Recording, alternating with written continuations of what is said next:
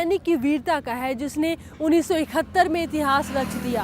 Major Kuldeep Singh Chandpuri, अभी हाल ही में उनका निधन हो गया। हमारे देश के लिए उन्होंने जो कुछ भी किया है उसे शब्दों में बयां कर पाना इतना आसान नहीं था, लेकिन फिर भी हमने एक कोशिश उनके लिए जरूर की है। अपनी फौज का प्लान बताओ। मैं तो छोटा सा सिपाही हूं साहेब, प्लान तो ऊपर वाले लोगों का है। उन्होंने कहा था सुबह का नाश्ता जैसलमेर में करेंगे, दोपहर का खाना जोधपुर में करेंगे और रात का दिल्ली में। खुदा की कसम साहेब, कुरान पाक की कसम, मैं सिर्फ इतना ही जानता हूं साहेब। एक मशहूर फिल्म का ये महज डायलॉग भर नहीं, बल्कि 1971 में पाकिस्तान की कुछ ऐसी ही प्लानिंग थी। पाकिस्तानी सेना इस इरादे से आगे बढ़ी थी कि वो भारतीय सेना को धराशायी कर देगी और उनका सुबह का नाश्ता लौंगोवाला में, दोपहर का खाना रामगढ़ में और डिनर जैसलमेर में होगा। लेकिन आज से तकरीबन 47 साल पहले आज़ाद हिंदुस्तान की सबसे बड़ी जंग में पाकिस्तान को करारी शिकस्त मिली थी। वो जंग थी केवल 13 दिनों की, जिसमें पाकिस्तान के 92,000 से अधिक सैनिकों ने सरेंडर किया था। एक नए देश के जन्म के साथ पाकिस्तान की हर एक प्लान को भारतीय फौज ने नेस्तनाबूद कर दिया था। I had an area of responsibility between boundary pillars 632 and 638. Now this patrol was sent in the afternoon of the 4th December under an officer who was tasked to go to area of boundary pillar 635. Now as luck would have it, nobody has expected this, that there is going to be some development, but at about a few minutes before midnight, the officer who was on patrol reported to me that he can hear some tank noise across the border, but it appeared to him that they were quite far away. The moment he passed this information to me that there is a tank noise across the border, I passed it to my CO who was away, but the 2IC was very much in the battalion headquarters. He asked me to check back with the officer who was on patrol, Captain Dharamveer that time. He confirmed to me that certainly it is a tank noise and it looks that they are heading towards the boundary pillar, towards the Indian side. When he confirmed to me, I passed this information immediately to my brigade headquarters. हम युद्ध के लिए बिल्कुल भी तैयार नहीं थे और दुश्मन 58 टैंक और हथियारों से लैस तेजी से लौंगेवाला की तरफ बढ़ रहा था। इस हालात में या तो हम दुश्मन का मुकाबला करते, जो कि किसी आत्महत्या से कम नहीं था, या फिर हम मैदान छोड़कर भाग जाते, लेकिन विकल्प तो हमें चुनना था। मेजर चांदपुरी चाहते तो अपनी टुकड़ी के साथ वहां से निकल जाते, लेकिन उन्होंने ऐसा नहीं किया और जितने भी जवान उनके पास थे उन्हें लेकर दुश्मन सेना पर हमला बोल दिया। यदि वो ऐसा नहीं करते तो शायद लौंगोवाला पर आज पाकिस्तान का कब्जा होता। मेजर चांदपुरी के नेतृत्व में ही भारत को लौंगोवाला की मशहूर लड़ाई में जीत हासिल हुई थी। मेजर कुलदीप सिंह चांदपुरी की कमान वाली 23 पंजाब रेजिमेंट के तकरीबन 120 जवानों वाली छोटी सी टुकड़ी ने पाकिस्तान के एक ब्रिगेड को लोहे के चने चबवा दिए। ये जी कहानी है ना जी लौंगोवाल दी, ये 5 दसंबर 1971 ਦੇ ਵਿੱਚ ਹੋਈ ਹੈ ਜੀ। ਉਸ ਟਾਈਮ ਸਾਡੇ ਕੈਪਟਨ ਸਾਹਿਬ ਆਪਣਾ ਧਰਮਵੀਰ ਸਾਹਿਬ ਗਏ ਸੀ ਪੈਟਰੋਲ ਲੈ ਕੇ। ਉਹਨਾਂ ਨੇ ਗਾਂਹ ਜਾ ਕੇ ਸਾਨੂੰ ਚਾਂਦਪੁਰੀ ਸਾਹਿਬ ਨੂੰ ਦੱਸਿਆ ਬਈ ਇੰਨੇ ਟੈਂਕ ਇੰਨਾ ਕੁਝ ਆ ਰਿਹਾ ਤੇ ਅਸੀਂ ਤਾਂ ਆਪਦੀ ਜਾਨ ਜੂਨ ਬਚਾ ਰਹੇ ਹਾਂ, ਟਿੱਬਿਆਂ 'ਚ ਬੈਠੇ ਹਾਂ ਤੇ ਦੱਸੀ ਜਾਂਦੇ ਰਹੇ। ਫਿਰ ਚਾਂਦਪੁਰੀ ਸਾਹਿਬ ਨੇ ਉਹਨਾਂ ਨੂੰ ਕਿਹਾ ਵੀ ਤੁਸੀਂ ਐਂ ਕਰੋ, ਆਪਦਾ टाइम बचाओ, दसो। फिर चांदपुरी साहब ने पिछे पास किया जी पलटन च पास किया तो पलटन वाले कहते भी दिन चढ़ाओ, जे थोड़ा दिन चढ़ता दिन चढ़ाओ, दिन जहाज आउणगे जी। उस टाइम रात को जहाज नहीं काम करते सी, पता नहीं कोई ये बारे आप इन्ना पता नहीं जी। फिर सुबह जहाज साढ़े ते जी उन्होंने करता अटैक, बलोच सी अगे उन्होंने साढ़े ते अटैक करता। असी आप उत्थे तकरीबन गालो गल भी होई। ਅਸੀਂ ਕਿਹਾ ਵੀ ਆਜੋ ਤਾਂ ਚੜੇ ਤੇ ਉਹ ਗਏ ਡਰ ਵੀ ਇੱਥੇ ਮੈਨ ਮੂਨ ਲੱਗੇ ਆ ਟੈਂਕ ਤਾਂ ਉਹਨਾਂ ਨੇ ਚੜਾਏ ਨਾ। 1971 में हुए भारत पाकिस्तान जंग की ये आखिरी दिन थे। 4 दिसंबर की शाम को मेजर कुलदीप सिंह चांदपुरी को सूचना मिली कि बड़ी संख्या में दुश्मन की फौज लौंगोवाला चौकी की तरफ बढ़ रही है। उस वक्त लौंगोवाला चेक पोस्ट चांदपुरी सहित सिर्फ 100 जवानों की निगरानी में थी। कंपनी के 20 जवान लेफ्टिनेंट धर्मवीर के साथ इंटरनेशनल बॉर्डर की पेट्रोलिंग पर थे। ब्रिगेडियर EN रामदास ने कहा कि चौकी की सुरक्षा के लिए या तो वहीं रुकें या फिर पैदल ही वहां से रामगढ़ के लिए रवाना हो जाएं। अब फैसला मेजर चांदपुरी को करना था। वो चाहते तो बटालियन को लेकर अगली चौकी रामगढ़ रवाना हो सकते थे, लेकिन उन्होंने वहीं रुककर पाकिस्तानी सेना से दो हाथ करने की ठानी और जवानों को कार्रवाई करने का आदेश दिया। When I was through to the general officers on the telephone at night, you can say at about 1 o'clock, midnight, on night 4th, 5th December. The enemy artillery across the border, the medium guns started shelling our posts. When this telephone was on and I was talking to the GOC, they heard also the noise of the shell being fired, the shots being fired, a lot of noise he heard on the tape. He said, "What is this, Kuldeep?" I said, "Sir, this appears to me enemy fire on us, it is artillery fire." भारतीय जवानों का एक ही लक्ष्य था कि किसी तरह पाकिस्तानी सेना को आगे बढ़ने से रोका जाए, और पाकिस्तान का लक्ष्य था पहले रामगढ़ और फिर Jaisalmer. Yahya Khan's unique plan to carry out a thrust, hooking and capturing Jaisalmer. Whatever number of civilians and troops that are captured would have been his prisoners. So that was his plan, and he was very sure that this plan would succeed, and it would have succeeded. I would say, and I'm not hesitant to say, it is the God that helped us, and he was on our side. ਤੇ 4 ਦਸੰਬਰ ਨੂੰ ਸ਼ਾਮ ਨੂੰ ਲਗਭਗ 9-10 ਵਜੇ ਧਰਮਵੀਰ ਸਾਹਿਬ ਦੇ ਨਾਲ ਇੱਕ patrolling ਸਾਡੀ ਲਗਭਗ 25-26 ਬੰਦੇ ਸਾਡੇ ਅੱਗੇ ਪੈਟਰੋਲਿੰਗ ਵਾਸਤੇ ਗਏ ਸੀਗੇ। ਉਹਨਾਂ ਨੇ ਜਦੋਂ ਟੈਂਕ ਬਾਰਡਰ ਪਾਰ ਕੀਤਾ, ਗੱਡੀਆਂ ਨੇ ਪਾਰ ਕੀਤਾ, ਉਹਨਾਂ ਨੇ ਪੋਜੀਸ਼ਨਾਂ ਲੈ ਕੇ ਉਹਨਾਂ ਦੀ ਗਿਣਤੀ ਸਾਰੀ ਚਾਂਦਪੁਰੀ ਸਾਹਿਬ ਨੂੰ ਦੱਸਦੇ ਰਹੇ, ਤੇ ਅਸੀਂ ਲਗਭਗ 11 ਜਾਂ 12 ਵਜੇ ਅਸੀਂ ਮੋਰਚਿਆਂ 'ਚ ਖੜ ਗਏ।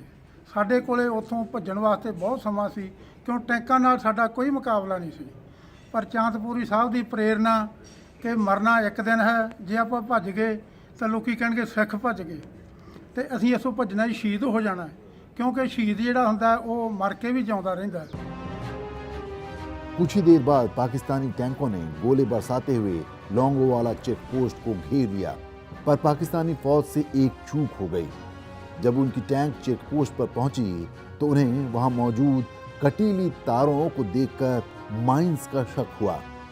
उसके बाद तकरीबन 2 घंटे तक वो तलाशी में फंस कर रह गए और भारतीय जवानों को कुछ और समय मिल गया। उन्होंने धावा जब बोल दिया तो उस समय रात के तकरीबन 12:30-1 बजे थे, और एयरफोर्स के लिए उन्होंने सपोर्ट मांगी। तो एयरफोर्स ने कहा कि हम सुबह पहली लाइट जैसे ही सवेरा होगा हम पहुंच जाएंगे, आप जैसे भी हो डटे रहो। और उन्होंने फिर फैसला किया कि चलिए कि मैं ये लड़ाई खुद लड़ूंगा और अपने साथियों के साथ लड़ूंगा। उन्होंने सीधे मूवी में भी दिखाया गया, उन्होंने सारे फौजियों को अपने साथियों को इकट्ठा किया और कहा कि अगर हम इस मैदान को छोड़कर जाएंगे तो हम सब की बदनामी होगी, हमारे देश की बदनामी होगी, कौम की बदनामी होगी, हमारी पलटन की बदनामी होगी। तो क्यों ना हम इकट्ठे, मरना तो है ही, अगर मरेंगे इस जगह पर तो मेले लगेंगे, और हाँ अगर हम यहाँ से भाग जाएंगे तो गद्दार कहे जाएंगे। तो उन्होंने कहा कि सारे फौजियों ने मेरी पूरी सपोर्ट की और मैं वो जंग जीत गया। और मैंने फौजियों को एक और चीज़ ये बताई थी, उनको ये कहा था कि जब जो भी आप फायर करोगे हम उसके राउंड नहीं गिनेंगे, क्योंकि जब भी आप फायर करते हो तो उसका आपको अकाउंट रखना पड़ता है, गिनेंगे हम सुबह दुश्मन की बॉडीज़ को, ये उन्होंने कहा। और हाँ उन्होंने एक और चीज़ कही थी कि मैंने अपने जो हमारा जो फौजी शू होता है उसके अंदर उन्होंने अपनी एक पिस्टल रखी हुई थी कि अगर ऊपर वाला ना करे मैं पाकिस्तानियों के हाथ चल जाऊं तो उनके पास प्रिजनर ऑफ वॉर बनने से बेहतर है कि मैं अपने आप को गोली मारकर वहीं पर शहीद हो जाऊं। भारतीय सेना ने जीप पर लगी रिकॉइल लेस राइफल और मोर्टार से फायरिंग शुरू कर दी।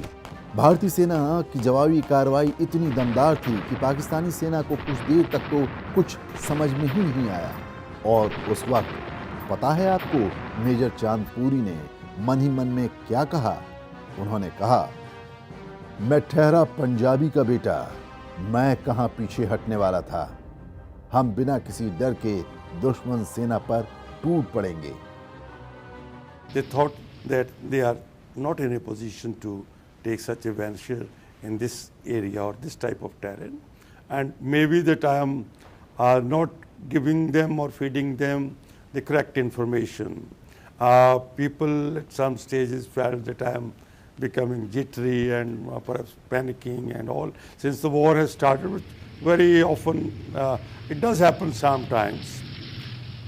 But later on, after about another 10-15 minutes, when the patrol leader again gave me a call on the wireless set, that sir, the tanks are coming now close to the border and I can see the dust. I again passed to the brigade headquarters to look, there is some development taking place. My officer is repeatedly telling me that there is a tank noise and it appears to him that they are heading towards us.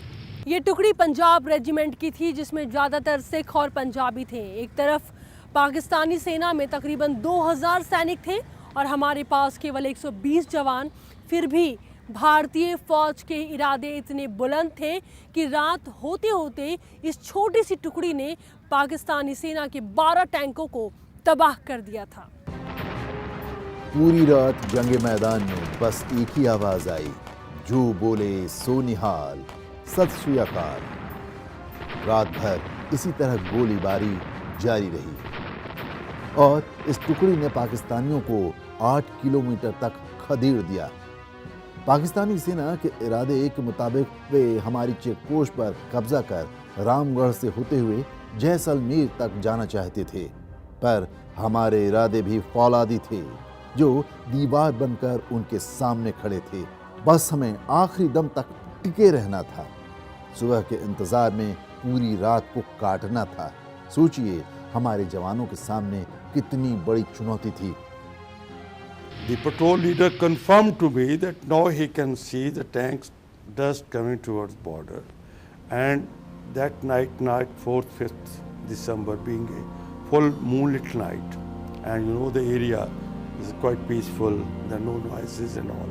Particularly at night, the sand, you can hear the tank noise a number of miles, you can see quite some distance, you can hear the noise. Even at about few minutes past midnight, we also heard that there is something developing. There is certainly some noise. Again, this information was passed now to the not only the brigade headquarters but also to the div headquarters. When this information was being passed, the general officer commanding of the division, Major General R.F. Kombata, he came on the line and he wanted to speak to me as to what is happening. My brigade commander, Brigadier Kharbanta, he was on the line. The 2IC of the battalion, who was officiating in the absence of the CO in the battalion, he was also on the line. We were all on the multiple. I confirmed to him that it is 100% true that there is some development, there is a tank noise, and it appears that the tanks are coming toward you. I've never seen men's morale that high. They were jubilant. They said, no problem at all. We will take him on. So it was actually speaking, it would have been a last battle. If they had come, either him or us, it would have been like that, the enemy or us. ਅਸੀਂ ਜਕਾਰੇ ਬੋਲੇ ਸੋ ਨਿਹਾਲਦੇ ਲਾਉਂਦੇ ਰਹੇ, ਰੌਲਾ ਪਾਉਂਦੇ ਰਹੇ, ਗਾਲਾਂ ਕੱਢਦੇ ਰਹੇ। ਜਿਹੜੇ ਸਾਡੇ ਕੋਲੇ ਹਥਿਆਰ ਸੀ ਉਹਨਾਂ ਨਾਲ ਅਸੀਂ ਫਾਇਰ ਵੀ ਕਰਦੇ ਰਹੇ।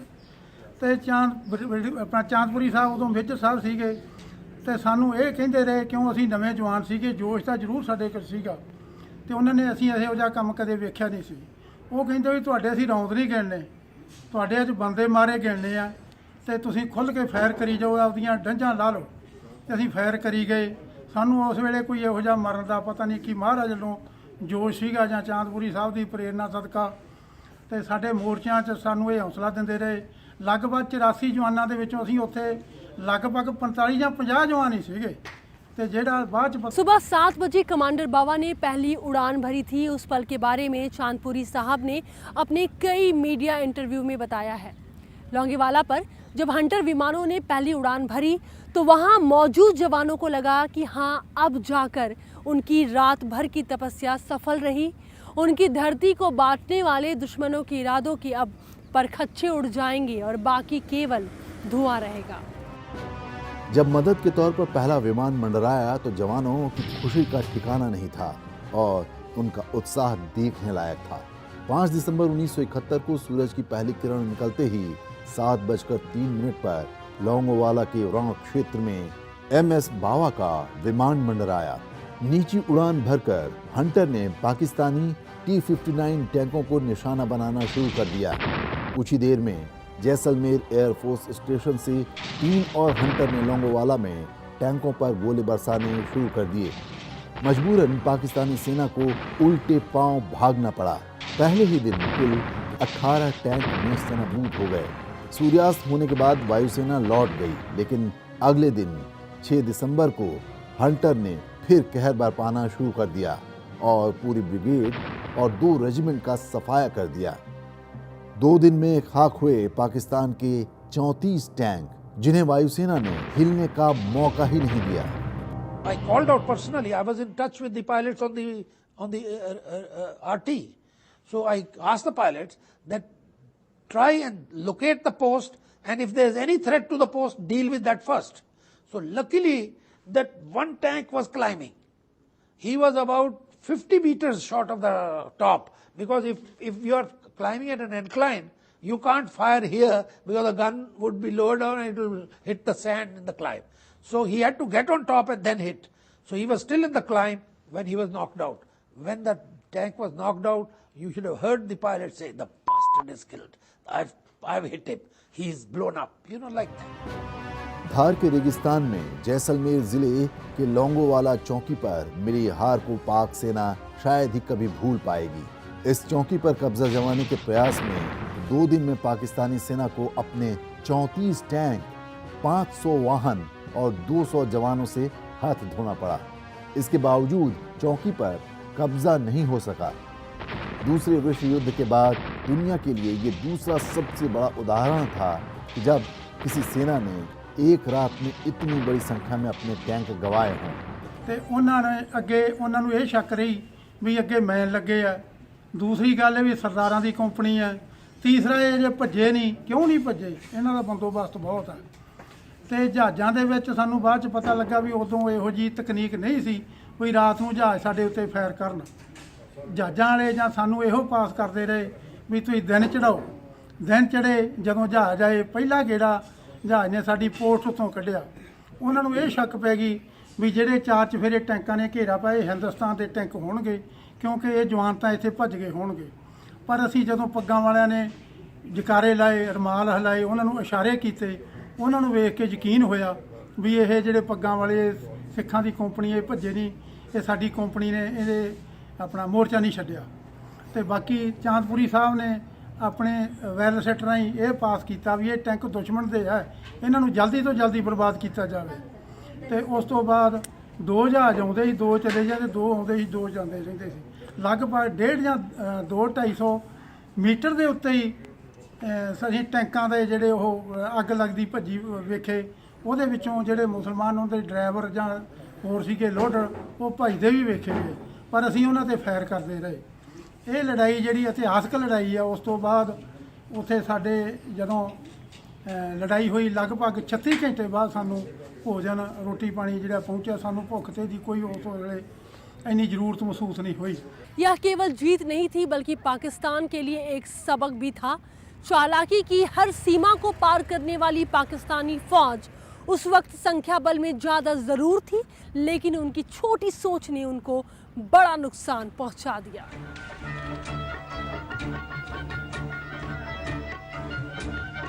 1971 में लौंगोवाला ने इतिहास रचा तो इस तस्वीर ने तो मानो कितनों का दिल जीत लिया।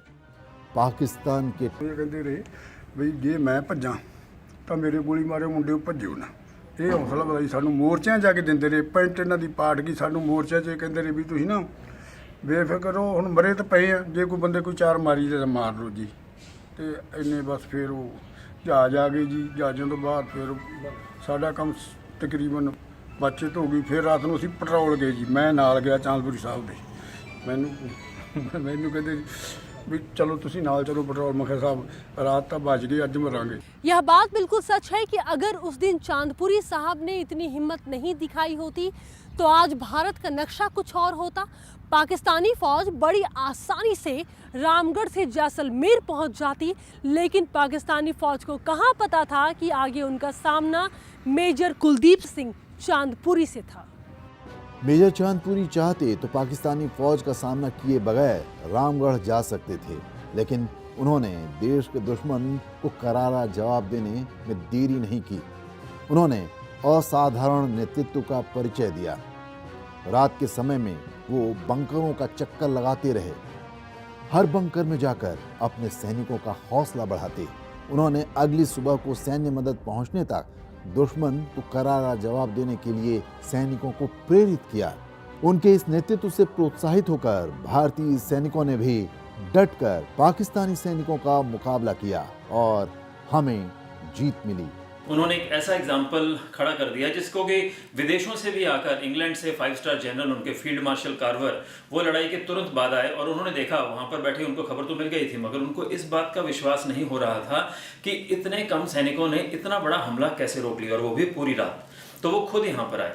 तो उन्होंने एक ऐसी मिसाल पेश करी दुनिया के लिए, हमारे देश के लिए, हम सब के लिए, मेरे लिए, मेरे परिवार के लिए, एक ऐसी मिसाल कि कभी भी हौसला नहीं छोड़ना।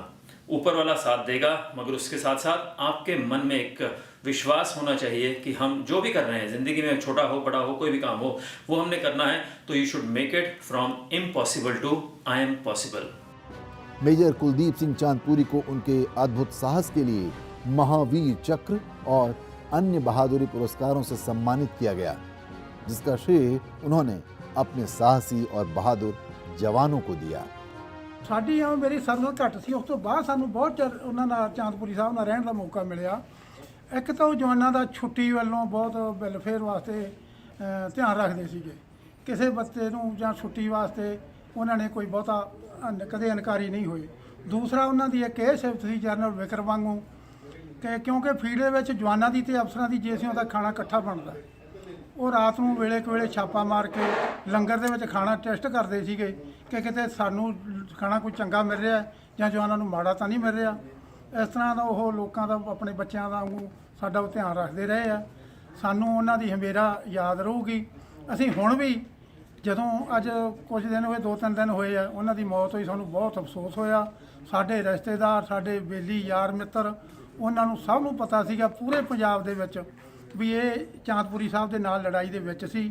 ਜਦੋਂ ਉਹਨਾਂ ਦੀ ਮੌਤ ਹੋਈ ਆ ਸਾਨੂੰ ਸਾਰੀ ਦਿਹਾੜੀ ਅਫਸੋਸਨਾਕ ਫੋਨ ਆਉਂਦੇ ਰਹੇ ਤੇ ਬਹੁਤ ਲੋਕਾਂ ਨੇ इस चीज़ का बुरा मनाया। एक पिता के साथ साथ वो एक बहुत अच्छे दोस्त थे जिन्होंने अपनी सारी ज़िंदगी ईमानदारी और देश के प्रति प्यार के साथ काटी।